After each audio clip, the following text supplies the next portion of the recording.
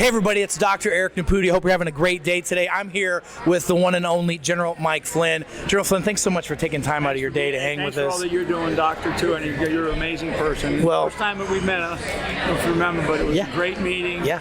And we had a great sort of connection, and I really appreciate that, and I appreciate all that you're taking on as well. This whole Radion TV is one of the emerging places where we can hear sanity, truth, talk a little bit about what's happening around the world. It's a great program. Your program in particular, so all good. Well, I appreciate that more than you know. And we actually are literally taking a page from our general. When we had that first time that we met, he said, we all got to get together. All of us have to get rid of our egos and our mission over ego, and we got to come together and support each other. And that's what Brighteon Television has done. That's what all of us are doing here at the Reawake America Tour. My question to you is this. One of the main things, I'm all about taking massive action steps.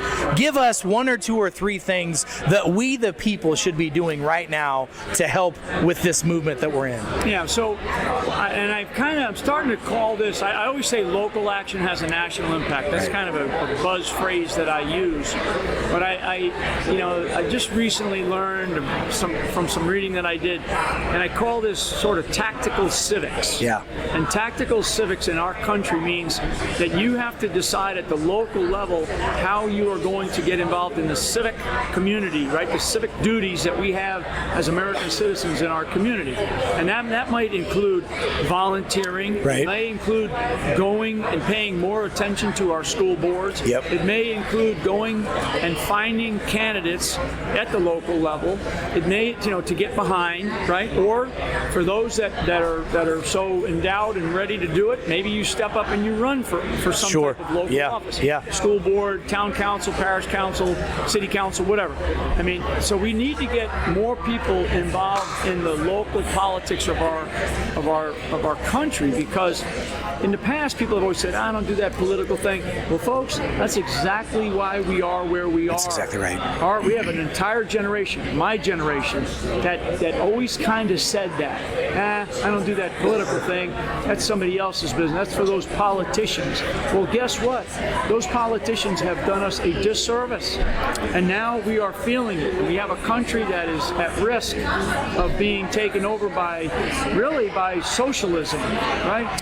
This is for real, and everybody feels it. So get involved understand what your civic duties are, understand what your talents and skills are, what are you capable of doing, and get involved in your communities. If it means going to your local town or city or county hall or whatever, go sign up to be a precinct volunteer, if nothing more. Well, you're so right. We got to take action. At the end of the day, we've got to take action on whatever level you can. I mean, look, if you would have told me 2 or 3 years ago that I'd be sitting here doing interviews with you, we'd be opening up hospitals, we're opening up a new bank, I would have said, you're crazy.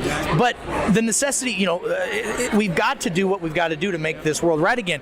Jeff, I want to get your opinion on something. With all this stuff that's going on in Canada right now, with the Canadian convoys and the talks of these things happening in the United States, that in addition to what the Department of Homeland Security just said are major terrorist threats, give us your impression on what's going on with that. So the first of all, and I think you guys, you're able to post this kind of stuff. If you haven't posted the Department of Homeland Security bulletin alert, kind of an alert that they put out. The February 7th deal, And really, in that bulletin, it talks about people who spew misinformation, disinformation.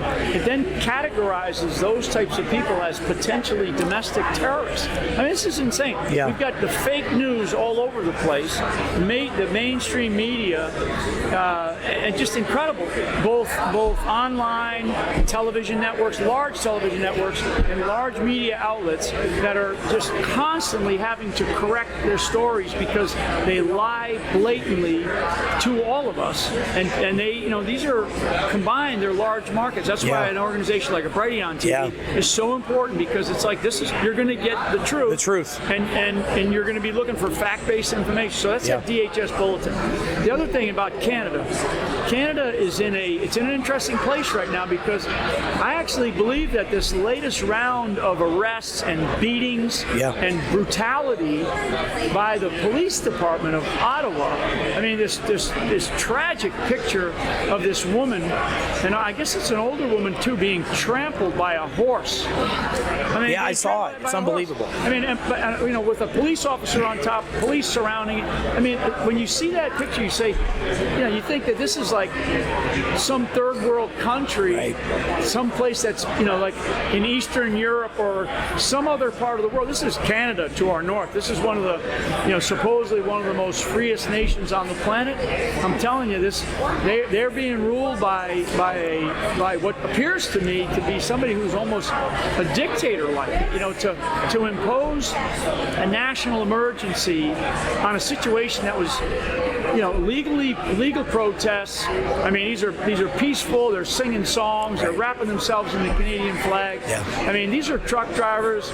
These are salt of the earth people, and some pastors up there. You know, I keep bringing out Pastor Arthur Pawlowski, who's up there in jail right now. I think they arrested him. This is the 4th time he's been arrested. So, but we also, to take it to the 60,000-foot level. Yeah, please. So we also have, you know, there's 5 primary nations on this planet that are English speaking, and they have components of a democracy. We are a republic in this country, our government.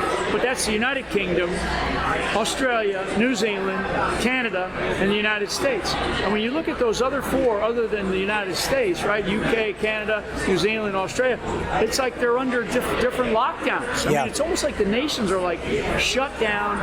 It's like they're not democracies anymore. They're not places where you can continue to practice your freedoms and your rights, right?